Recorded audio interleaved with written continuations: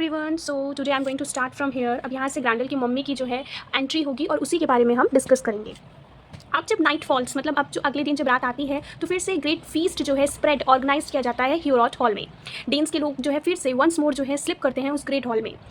लेकिन मिडनाइट को क्या होता है, फिर से एक अनदर मॉन्स्टर जो कि बहुत ही हॉरिबल है, हाफ ह्यूमन क्रिएचर है, मतलब आधा इंसान है आधा मॉन्स्टर तरीके का है, जो कि कौन है, मदर ऑफ ग्रैंडल है। वो गुस्से में रेज में अवेंज करने के लिए, मतलब कि रिवेंज लेने के लिए, अपनी ऑफस्प्रिंग मतलब अपने बेटे का रिवेंज लेने के लिए जो है उस ह्यूरॉट हॉल में आ जाती है।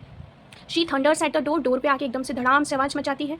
ठीक है, द डेन्स स्लीप अप, और जो डेन्स के लोग हैं जो अंदर सो रहे हैं वो अपने पैरों पे उठ खड़े होते हैं, अपने वेपन्स ग्रैस्प कर लेते हैं, पकड़ लेते हैं।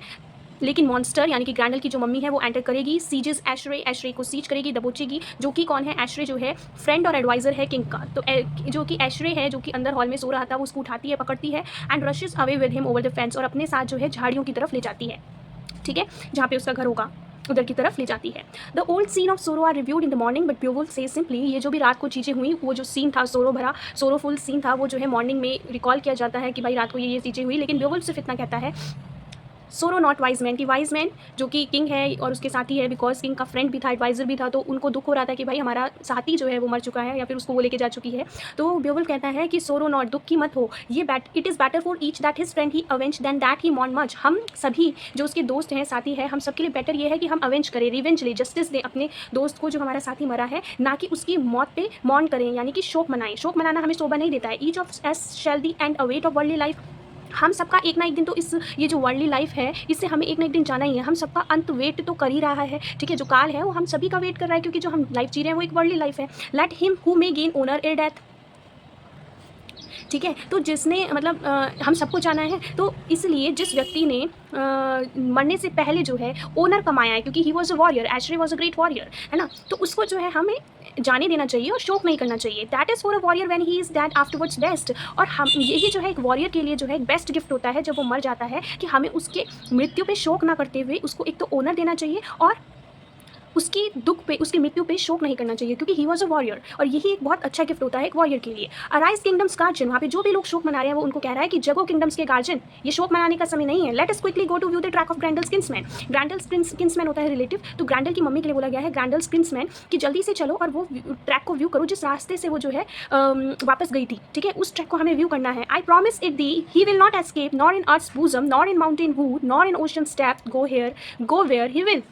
यहाँ पे उसने कहा है कि मैं वादा करता हूँ आपसे कि वो बच नहीं पाएगा, जो भी उसका रिश्तेदार था जो उसे एशरे को उठा के ले गया वो बच नहीं पाएगा, चाहे वो जो है धरती के अंदर चले जाए, अर्थ की भूजम में चले जाए, या फिर वो जो है पहाड़ों के जंगलों पे चले जाए छुपने के लिए, या समुद्र के अंदर घुस जाए, गो वेयर ही विल, जहाँ पे भी चले जाए मैं तुमसे वादा करता हूँ वो एस्केप नहीं कर पाएगा।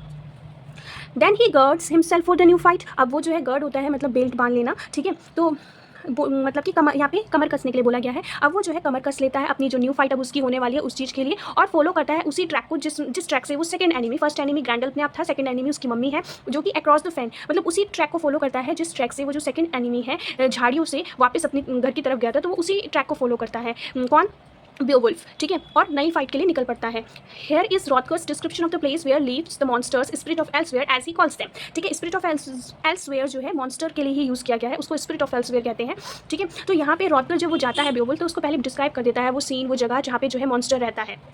ठीक है, अब वो कैसी जगह है, they inhabit the dim land that gives shelter to the wall, the windy headlands, perilous fen paths where under mountain mist the stream flows down in the flood and floods the ground.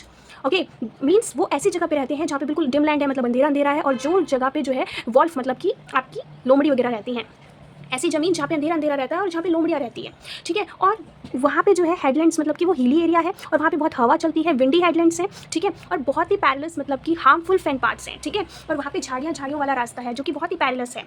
ठीक है, where under mountain mist, जहाँ पे जो है उधर की side क्या है, मतलब कि पहाड़ों में धुंध से, मिस्ट से एक नदी नीचे की तरफ बहती है और ज़मीन पे, ग्राउंड पे पूरा फ्लड ही फ्लड कर देती है, मतलब वो पानी वाली जगह है। देखो माउंटेन्स है और माउंटेन्स से क्या है, माउंटेन्स की धुंध में जो है एक नदी बह रही है और नीचे आके वो ग्राउंड को फ्लड कर दे रही है वो नदी, मतलब वहाँ पे एक वाटर बॉडी क्रिएट कर रही है नीचे। Not far hands but a mile, ज़्यादा दूर नहीं बल्कि 1 माइल दूर ही द मेयर स्टैंड्स, मतलब वो यहाँ से ज़्यादा दूर जगह नहीं है, बस 1 माइल दूर है वहाँ पे मेयर स्टैंड्स, मतलब वो जगह, वो वाटर बॉडी जहाँ पे आपकी ग्रैंडल का जो घर है, जिसके अब जो ग्रैंडल का घर होगा आप आगे जाके पढ़ेंगे, वो पानी के अंदर है, तो वही बोल रहे हैं वो मेयर स्टैंड्स, मतलब वो वाटर बॉडी ज़्यादा दूर नहीं है, बस 1 माइल दूरी है। Over which hang that chill groves, groves मतलब कि पेड़ है।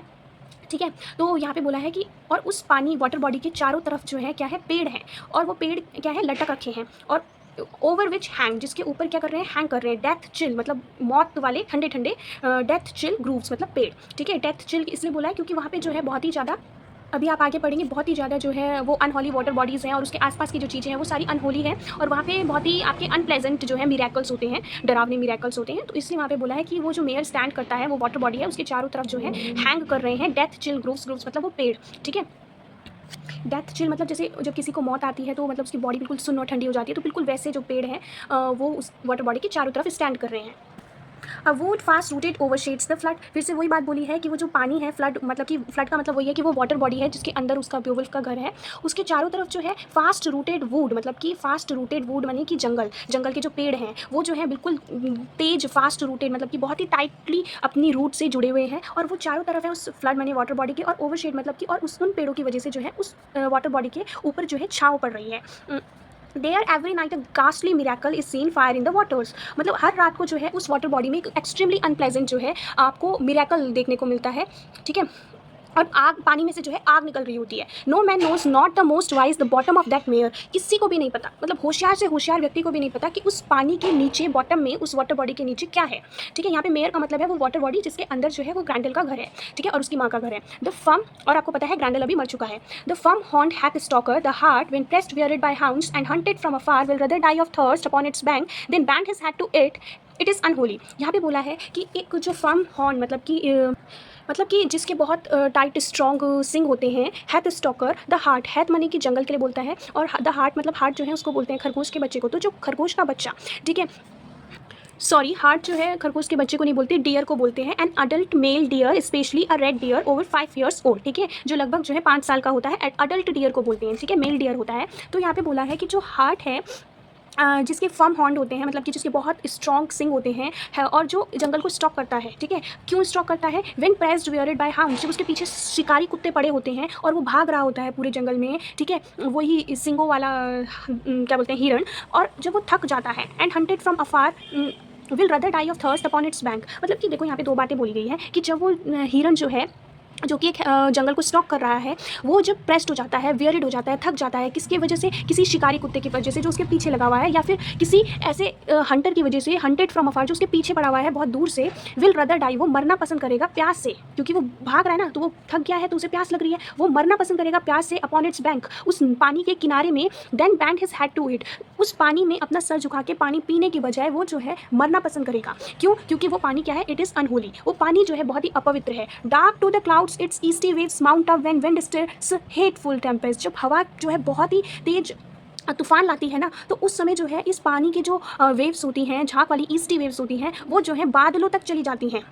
ठीक है, till the air grows diary, मतलब कि जब तक वो हवा जो तूफान लाने का काम कर रही है वो थक ना जाए ना, तब तक जो है इस पानी की जो वेव्स होती हैं वो क्लाउड को टच करती रहती हैं, इतना मतलब अपनी झाग वाली जो वेव्स हैं ये आसमान तक जाती रहती हैं, और तब तक जाती रहती हैं till the air grows diary, जब तक हवा थक ना जाए, and the haven pores down tears, और जो आसमान है, हेवन है, वो अपने आप रोने ना लगे, मतलब बारिश ना कर दे और तूफान को शांत ना कर दे।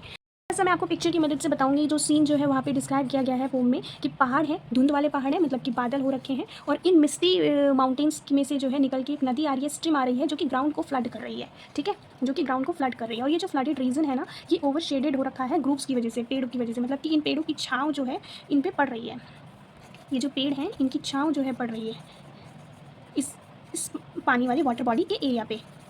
ठीक है, इस तरीके से छाँव पड़ रही है इनकी, और ये जो है ओवर शेड हो रखा है ये वाटर बॉडी वाला एरिया, और इसके बॉटम में, इस पानी के बॉटम वाले एरिया में आपका जो है ग्रैंडल होगा, कहीं पे रहता है नीचे बॉटम में। और यहाँ पे जो है झाड़ी झाड़ी है सारे में, मतलब कि ये झाड़ी झाड़ी हैं चारों तरफ, झाड़ी झाड़ी हैं, झाड़ी झाड़ी हैं, झाड़ी झाड़ी हैं। तो बोलते हैं ना कि वो जो ग्रैंडल की मम्मी थी वो जो है एशरे को उठा के झाड़ियों की तरफ चली गई थी, तो वो झाड़ियों की तरफ गई थी, मतलब कि मान लो ह्यूरोट अगर यहाँ पे है तो वो अंदर जब जाएगी अपने एरिया में तो वो झाड़ियों से पास होके ही तो जाएगी। तो this was the scene which was described in the poem. That's all for today. अगर आपको मेरी वीडियो पसंद आती है तो प्लीज़ वीडियो को लाइक करें, चैनल को सब्सक्राइब करें, और कमेंट सेक्शन में कमेंट करें। Thank you.